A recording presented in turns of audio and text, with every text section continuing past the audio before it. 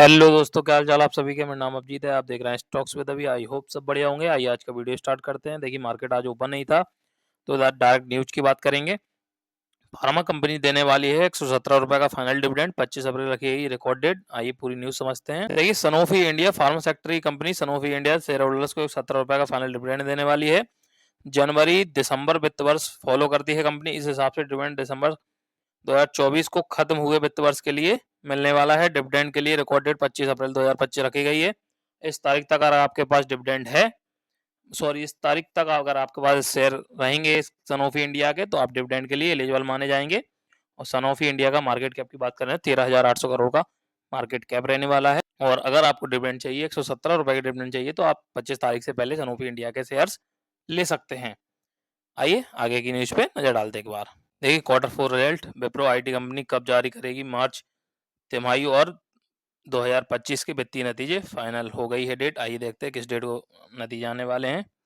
देखिए 16 अप्रैल को जनवरी मार्च 2025 तिमाही के वित्त नतीजे जारी करने वाली है कंपनी ने हाल ही में शेयर बाजारों को इस बारे में बताया है। विप्रो की ओर से डाली गई एक्सचेंज फाइलिंग में कहा गया है कि कंपनी बोर्ड की मीटिंग में 15-16 अप्रैल को होगी, जिसमें मार्च तिमाही और वित्त वर्ष 2024-25 के लिए वित्तीय नतीजों पर चर्चा होगी और उन्हें मंजूरी दी जाएगी। नतीजों की घोषणा 16 अप्रैल 2025 को की जाएगी। तो आप लोग तैयार रहना। 16 अप्रैल को मेरी वीडियो में आपको सारी चीजें मिल जाएंगी देखने के लिए, क्या रहेगा किस तरीके से रहने वाला है। आइए आगे की न्यूज पे नजर डालते हैं।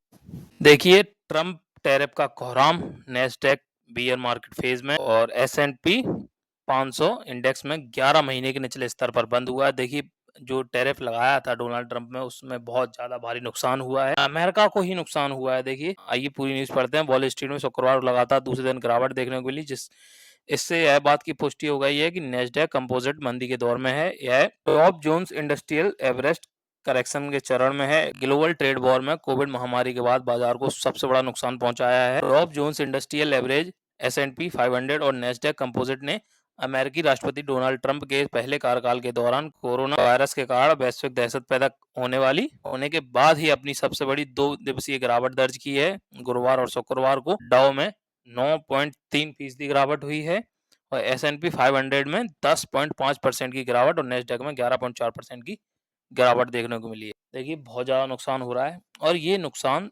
अमेरिका मतलब पूरे देश वर्ल्ड में हो रहा है, लेकिन अमेरिका को सबसे ज़्यादा नुकसान हो रहा है, जबकि अमेरिका ने ही सैंक्शंस लगाए हैं। डोनाल्ड ट्रंप ने ही सैंक्शंस लगाए हुए हैं। देखिए इसकी बात की जाए तो ट्रंप टैरिफ की नीति का ग्लोबल मंदी की आशंकाएं बढ़ गई हैं। इससे अमेरिकी कंपनियों के खरबों डॉलर का मार्केट कैप सुहा हो गया। खरबों डॉलर यानी ट्रिलियंस की बात हो रही है यहाँ पे।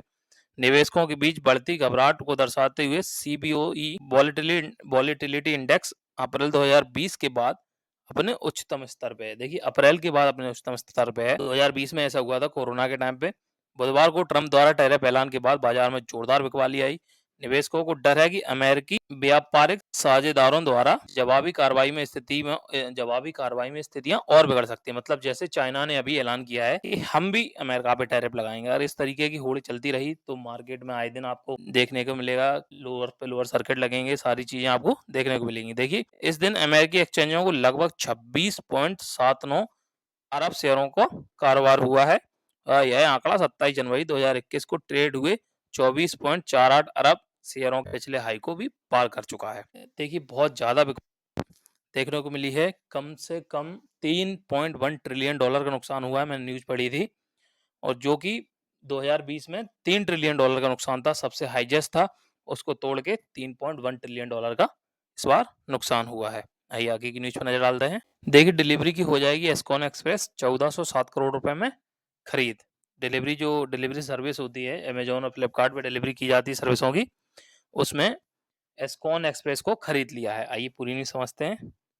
लॉजिस्टिक्स फर्म डिलीवरी अपनी competitor e commerce express limited को खरीदने जा रही है। यह सौदा 1407 करोड़ रुपए में रहेगा। डिलीवरी ने यह बताया कि अपनी कंपनी बोर्ड के शेयर पर परचेस एग्रीमेंट के एग्जीक्यूशन को मंजूरी दे दी है। डेफिनेटिव एग्रीमेंट साइन हो गया है। सौदे के तहत 99.4% हिस्सेदारी खरीदी जाएगी।